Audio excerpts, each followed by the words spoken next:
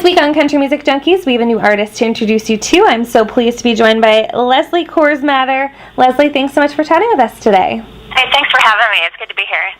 Well, we're really pumped about your third single, That Was the Whiskey. Let's start there. Talk a little bit about the song and what makes it so special. Okay, yeah. Well, this song came to me actually from my producer. He found it through his publishing connections, and it came the day before we were heading to Nashville to record our EP, and I just fell in love with it because the story was so captivating and so relatable. It's about a girl who normally doesn't go out and drink much, but she went out last night and had a great time with her girlfriends, and then the next morning she thinks everything's fine, but she keeps getting phone calls and texts and posts on Facebook that of all these pictures of things that she did. She was dancing on tables, and she was just making a fool of herself, and she doesn't remember any of it. And so throughout the song, she just kept saying, "That's not me, that was the whiskey," and it's just this cute, very relatable song. I think people have been able to kind of go, "Oh yeah, I've been there, done that," Yeah, absolutely. I think we can all say we've had one of those weekends, one of those nights before. That's great. It's a really fun song. For fans who haven't heard it, how would you describe the vibe of it? It's definitely country rock. And it's got a driving beat, which is one of the things I loved about it. It's just really high energy throughout the song, and it's got that old kind of rock and roll guitar flavor to it, and really fun, almost retro, but still country. Absolutely. Now, let's talk about the upcoming EP called Countryfied. I know it's not, the release date has not been released yet, but what can fans expect from it? Yeah, so what happened was we went into the studio and we ended up getting so into what we were doing that we came out with like 19 songs. Oh my goodness. And it was really great. And so our problem was, what do we do? Do we release a big CD, 2 CDs, some EPs? And so it's really been just kind of trying to figure out how we want to handle all those songs. So what we're going to do is release a 6-pack EP coming out probably in the next month. And it's going to contain the 3 singles that I've had out plus 3 more songs. So That Was the Whiskey's on there, and then my first 2 singles, Countryfied and Hell Hath No Fury, are on there. And then we'll release a second EP a little bit farther down, and then a Christmas EP. So we'll just kind of be able to keep things coming out. Perfect. Yeah. That sounds very exciting. We'll be sure to be on the lookout for that. Now, let's chat a little bit about your career thus far and kind of the backstory to you as an artist. When did you decide to make country music a career?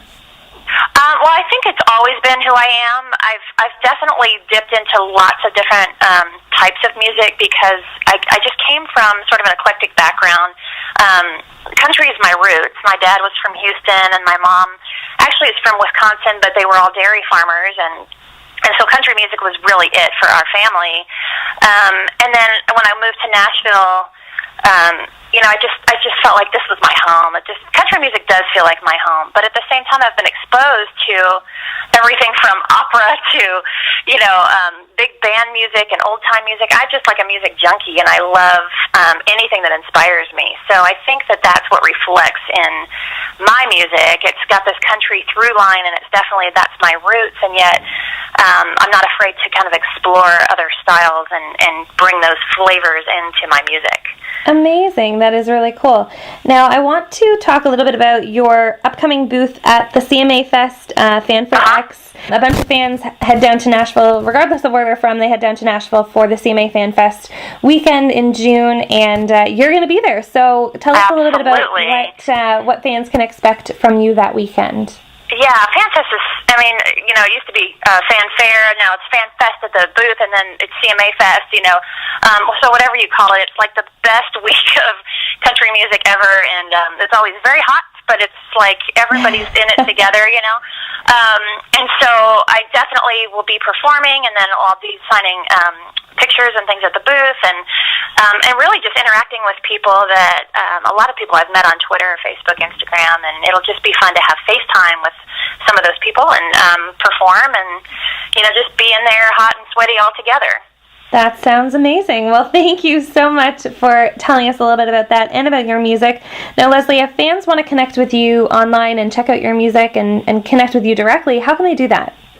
Yeah, well, absolutely. You can start with my website, which is my name, LeslieCoursMather.com, and then of course I'm on Facebook, Twitter, and Instagram, and I love to hear from people, so I will respond and interact, and that way you can find out when the EP is coming out specifically and where I'll be exactly at CMA Fest.